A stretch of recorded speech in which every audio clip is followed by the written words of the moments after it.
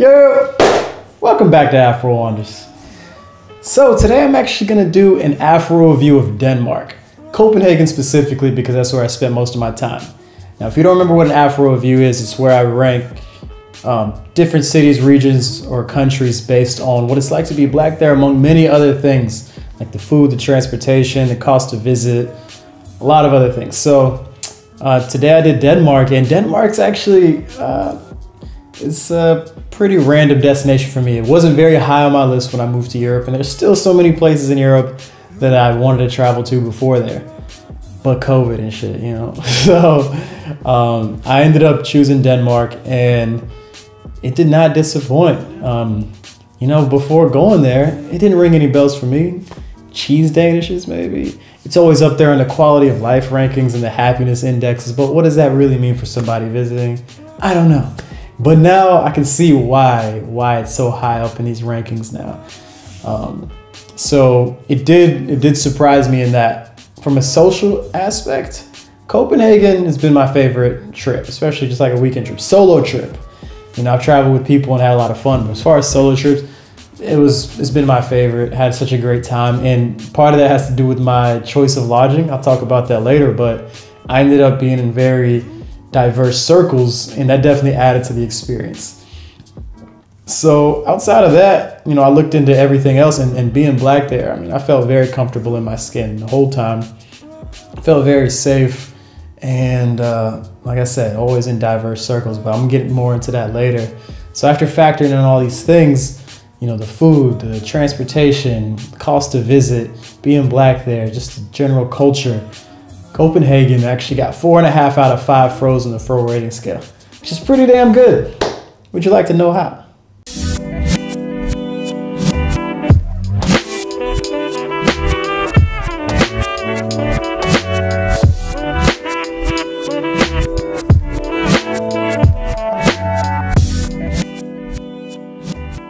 Now, to know about the people and the demographics, it'll help to know a little bit more about the societal structure in Denmark. So, as I mentioned before, Denmark is currently ranked at number 2 on the quality of life scale, all countries of the world. Now, that doesn't mean that people are generally happier. That doesn't mean that happiness is higher, but it does mean they're doing something right. So, through progressive taxation, the country of Denmark has employed universal free healthcare mostly, and also free higher education. So obviously that allows for more social mobility in their society. Now, coming from the States, I hear, what? Free healthcare? Free higher education? What is this? This black magic? No, it's a functional government. So of course that helps Denmark become one of the world leaders in economic stability, and also they're one of the leaders in political stability as well as income equality. So they're doing really well in all these factors. So outside of that, you know, once all those things come together, you can start to see, yeah, it doesn't mean that people are happier in the country, but you can see that there's less tension in the air. Like the air definitely feels lighter. You know, it's not like all worries are gone. People in Denmark get sad too, of course, but when they don't have a lot of these things to worry about, like certain bills, then there's more of a focus on the life part and the work-life balance. There's more appreciation for just general things, life's simple pleasures. And you can see that. I live in the Netherlands, and it's pretty high up on that ranking as well. I think it's like number 6 or something, and I can see it every day when I go outside. I went back home to the States for Christmas, and just the tension is in the air. It's palpable. I could feel it, like the stress. And coming back here, yeah, it just gets light again. It's like weights get lifted. Just look at the people, and they're just like, like I said, doesn't mean they're happier. But when it comes to that, to stress, is the society that you're living in, is it perpetuating that, or is it at least doing what it can to relieve it, at least doing something? And that's questions that I always have to ask myself when I think about the country that I grew up in. And my eyes are open after moving here. So with that being said, the people that I found myself surrounded by while in Copenhagen, it's may not be completely representative of Copenhagen itself, and definitely not of all of Denmark, because I was staying in a hostel in downtown, because it's called Downtown Copenhagen Hostel, I'm pretty sure. Copenhagen Downtown Hostel, one or the other. And it was incredible because it's a nice place, but also downstairs at the ground floor, they have a bar. And it's not just a bar. I've been to hostels that have bars, and everybody that stays in the hostel goes to the bar at night, and it's a great time. I love hostels for that. They'll never go out of my rotation. I'll always go to hostels. But in this case, it's not just the hostel. It's not just the bar for the hostel stayers. This is the bar that locals go to too, actually, like Danish people. It's not just an international bar. So that was the dope part. Like I get to meet local Danish people, but also be in a mixed crowd of people from all over the country, all over the world. And it was an incredible experience. And for it to be downstairs, I mean, it was amazing. Every night, I'd explore during the day, take a day trip somewhere, come back, take a shower. And I'm like, man, I'm not trying to figure out something to do. I'm just going downstairs, get a beer. And every night, that's what I do. And I just turn to the person next to me at the bar and just be like, what's up? And then the night just goes from there. Like, you just figure it out. You end up in groups of people. You end up hanging with one person. And I left every night, like, with a friend. So it was a really dope experience, man. Denmark Copenhagen definitely blew my mind in that aspect. And, it's that hostel, man. I'm telling you, you should go there. If you go to Copenhagen, stay in that hostel. So outside of that, I found myself, I did get stuck in, I stuck to one group for a bit, like the last couple nights, and very diverse group of people. We went to other places together, and it was really incredible. And yeah, I really appreciate that about the country. You know what I mean? That definitely, when you go to, I do a lot of solo trips, and I find a lot of cool things to do by myself, but definitely adds extra value to it when you can meet people that you keep in contact with, and you can just have a great time with while you're there. So Copenhagen definitely has a special place, particularly that hostel. I'm 11 years old in the 6th grade, and I went to one place called Freetown, Christiana. So that place, it deserves a video in itself. Look it up after this, actually. I've seen some pretty cool videos about the place, but it's actually like an intentional commune, just carved out in the middle of Copenhagen, where, like, I think in 1971 or the early 70s, some people just found an abandoned military base and just decided to squat there. And they just built a community in it. And, you can still see some of the equipment that they use in the military there. It's really cool. But they really built a community where 1,000 people live there now. And it's so dope. Like, as soon as you walk in, the entrance is completely graffitied out, and the whole thing is just graffiti everywhere. Cool little sustainable homes. And, it happened at a time, it was part of the hippie movement, collectivism, anarchism. And it's cool because it's in stark contrast to where they built it. They built it on a military base. So it's pretty dope. Outside of that, man, even there, they have open cannabis trade in Christiana, in Freetown. But in the rest of Copenhagen, in Denmark, weed is illegal. So it's kind of crazy. And, they've had their problems with the government, with the police before. But at some point, they just decided to turn a blind eye. They're just like, all right, man, we're not messing with y'all no more. Y'all do what y'all want to do. We're just going to act like y'all don't exist. And I think in the last, decade or two, they've had more problems. And there have actually been drug raids and a lot going on there. But, when I was there, it was going on. The cannabis, people were selling weed, and just had vendors and stores. So it's kind of crazy. It's just carved out in the middle of a city where it's illegal, but they just have their own laws, kind of, But it's a very safe place to visit. I felt very comfortable just walking around there by myself.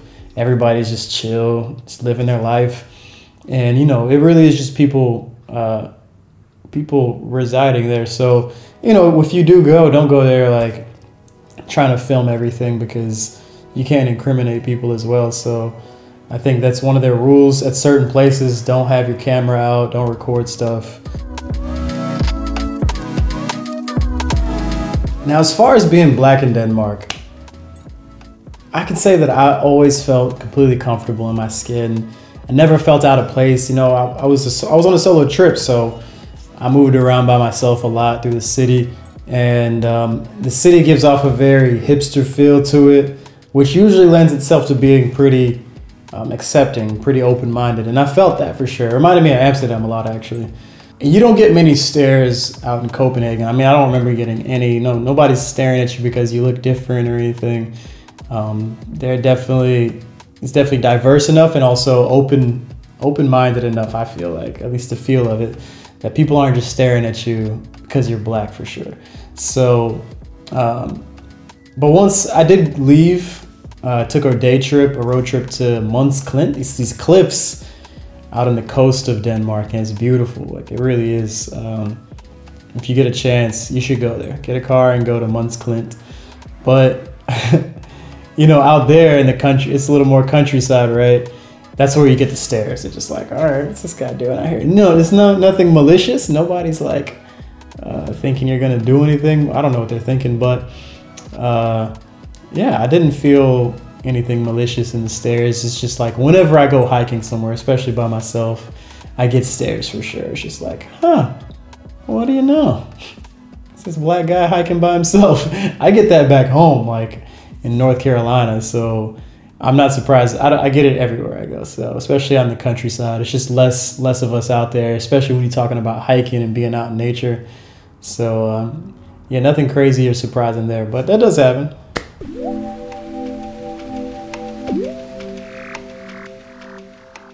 Now, outside of bars, I didn't go to many establishments while I was in Denmark.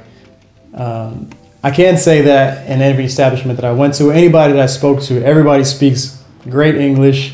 You'll have no problems getting around, especially Copenhagen with the English crystal clear.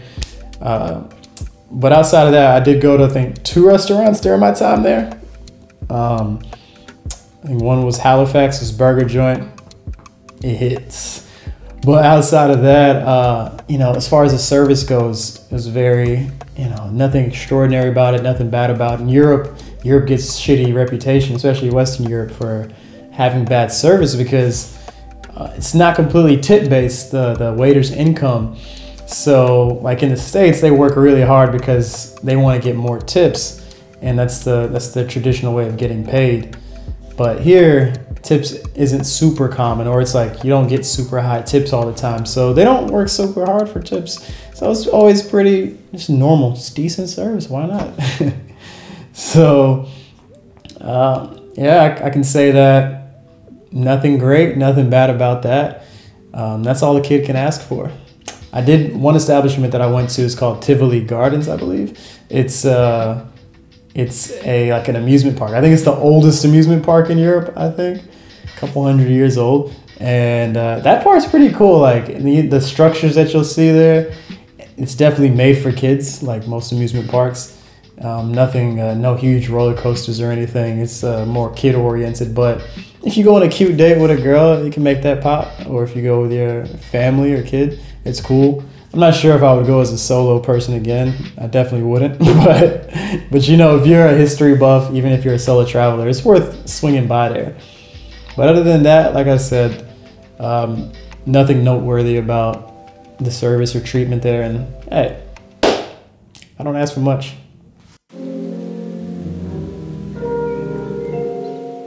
Now, Denmark is an extremely safe country to visit. And it's even a great place to visit as a solo person because of that. Now, I never felt in danger and any threat of danger, except when I went out to those cliffs in Mons Klint. Man, it was a beautiful day, and I remember just seeing this, you know, the forest. I just have a huge clearing around me, huge field, green. Just walking, and just a huge forest that I go through this trail, and in that trail, I can see the huge trees, but there's a circle in them. It's just so dark, and I was terrified. I was like, man, I feel like I'm not coming out of that. But I went, because I'm stupid. And man, I was scared the whole time. Like, when I parked in the parking lot, there were people, and this was like the only trail that I saw. And once I got on the trail, I was like, yo, where did everybody go? And it was just me the whole way. And I know that I took the wrong trail. I know that I took a really weird route to get where I was trying to get to. And it's not clearly marked. The trails weren't. They're not like trailblazed very well, at least the one that I was on. And like the only beings that I saw for like that hour or hour and a half where I was hiking to the cliffs, like these screaming goats, just like a whole pack of them. And they were in the cut. They were pretty far, but I could see them clearly, and they're just screaming. I'm just like, oh god. Some of them had the horns. I was like, shit, I'm fucked. But I was good, man. You know, it was just a weird situation. Like I made a bad decision for sure. I was like walking sideways on this hill. Anyways, I get to the cliffs. It was beautiful. Definitely worth shitting my pants on the way. And the way back, I actually followed some people the way back, and there's a much nicer way of going, like where it's all clearing the whole way. So I just fucked up. You know, that's the only time I felt unsafe, and that's completely my own doing. But in the city of Copenhagen, I felt very safe, and you know, I felt safe walking around at night. But you shouldn't, you know, obviously you shouldn't just like walk around by yourself at night in a place you're not familiar with. Just don't do it, even if the place is safe. Like, just don't do it to yourself, man. Why? It only takes one bad situation, but it worked out. Do as I say, not as I do.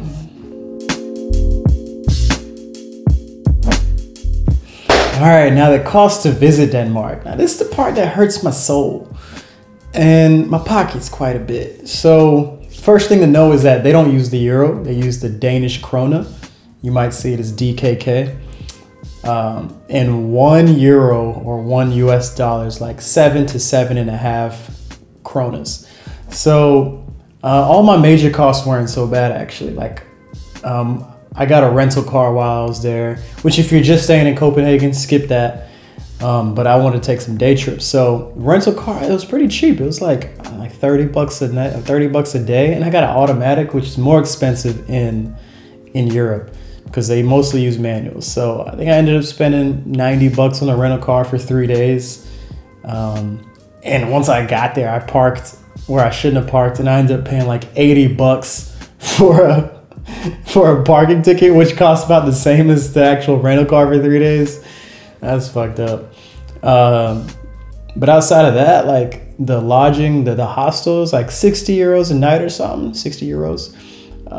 And you know, it's nothing fancy about it. It's I had a single room in the hostel. You can get shared rooms where you probably pay like $20 a night, but I had my own toilet, shared showers down the hall, but everything was clean and comfortable. Like it was a good place to stay. Nothing lavish, but it was comfortable. You should stay at the hostel. It's really nice. So in the flight, I mean, that was probably the main reason that I went. It was like an 80 euro round trip, and I booked it like 5 days in advance. So that was a steal. Also probably because of Corona as well. Corona is probably one of the reasons that it's one of my top destinations. Probably one of the reasons it was so cheap. You know, the rental, the hostel, and the flight. So, you know, shout out to that, I guess. But, you know, once you get there, things get expensive for sure. Like food and drinks. Like I think I ate out of this one burger place, Halifax, which is on point. Like I was feeling pretty savage. I think I was hungover, and I got this burger. I can't remember. I think it's called like the Palermo. It was good. But I think I got some fries and like a drink, and it came out to like $30. You know, it's not nothing crazy, but yeah, it can get up there. And if you go to a place where you want some dinner and some drinks, that price is definitely gonna rise up there. So after that, I was like, yo, I'm exclusively eating in this hostel, which yeah, also serves food on top of drinks at the bar. What doesn't this place do? So it was pretty cool. Like yeah, they had like wraps and pizzas, small things like that, and drinks. So, you know, as far as drinks go, you know, you can get beers for like, you know, $5 or something, which is kind of standard, kind of on the high end a bit, but cocktails like 10 to 15 euros, which yeah, it's high, but you know, a lot of cities like in the Netherlands, it's kind of standard too. So, and as I mentioned, I got a van. I don't know why I got a van. It was just me, but I drove out to the cliffs and I made a couple day trips. And, by the time I had to return that rental car, I had to fill up the gas. And that was like 80 euros. That hurt. That was like the same price as the rental for 3 days also. And then one day I decided to go to Sweden. It's right across this amazing bridge. But I went to Malmo, Sweden, right across the bridge. But to get across, you got to pay. You don't even have to show your passport, which is kind of crazy or nothing. It's just like a ticket machine. I think sometimes they do have people who actually check in. But yeah, I just paid. But it was like 50 euros just to go across this bridge. And I was just in Sweden, in Malmo, for like a couple hours. Just wanted to see what it was like. Honestly, I just wanted to say I'd been to Sweden. And I can't say it was worth it. Like, Malmo is actually a pretty dope city. But if you go, stay for a couple of nights or something, at least a night. Just, I just went for a couple of hours and I had to come back through the bridge, another $50. So definitely wasn't worth that. So I'd say it was the most expensive parts of the trip were the things that I could have avoided for sure. Parking ticket, gas, rental car, the bridge. So, like I said, I did that. So hopefully you don't have to go through that.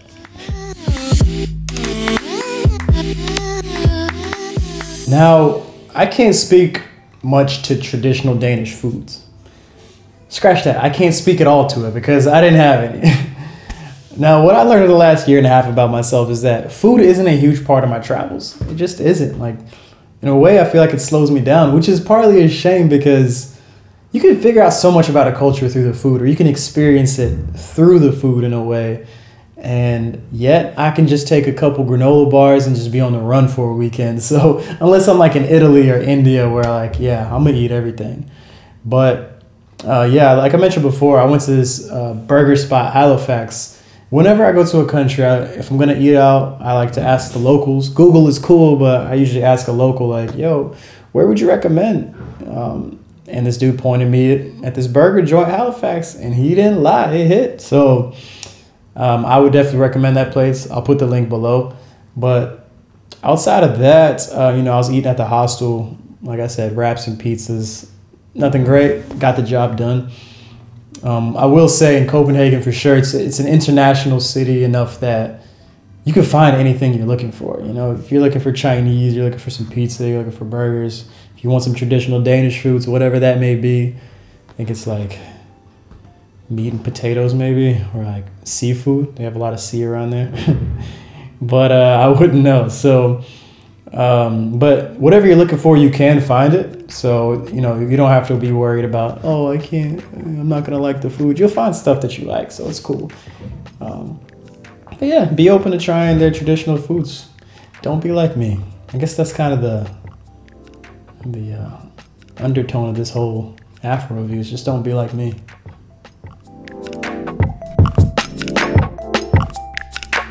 Now, I visited Copenhagen in October, I think the first week of October, and it was pretty good weather. It was just starting to get a little chilly. Like at night, I definitely had to wear a little jacket. I think at night it was probably like mid to upper 40s. During the day is like mid 50s to 60. And Denmark is pretty similar to the Netherlands in that you'll get a lot of rain. So, like a third of the time it's raining. But, outside of that, you'll get some really nice sunshine. So it definitely wasn't rain definitely didn't put a damper on my trip. I think I had one day where it was just like a couple hours just pouring down. It was actually torrential. It was bad. But outside of that, the rain goes away, it subsides, and the sun comes out. It's beautiful. Weather definitely didn't have any bad effect on my trip. So that's in October. I can say if you're afraid of a little frostbite, don't come in December. Don't come late November through February. Winters are pretty cold here or in Denmark. It looks like as far as the warmest weather is pretty similar to the States. May to September would be the best, and with I think July and August being the warmest, like in the 70s as the highs. And September would be my speed probably because it's like 60s, but it's also like right after tourist season. So less people. I'll take a little colder weather to have less people, more space. And also the weather's still decent enough to enjoy being outdoors. So yeah, it just depends on what you're into. If you want the warmest, come to summer, but I'm a fall guy, so yeah.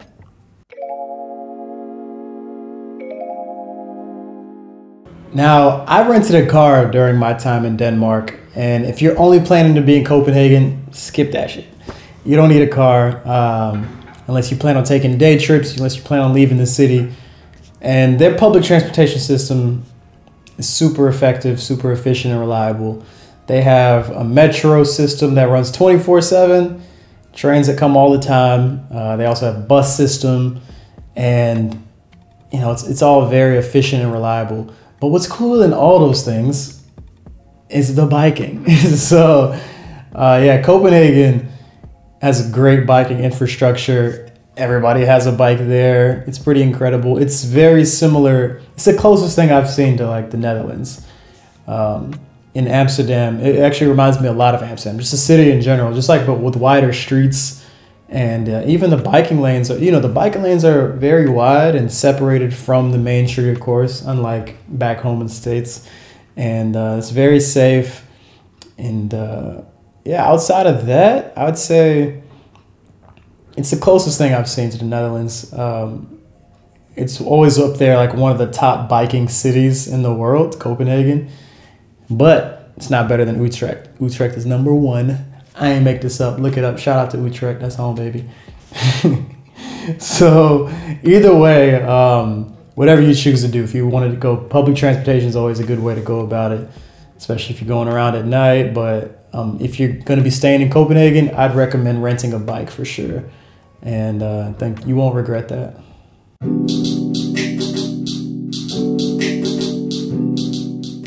So considering the city's demographics, the safety, the cost to visit, food, transportation, the weather, and what it's like to be black there, Copenhagen got 4.5 out of 5 Fros on the Fro rating scale.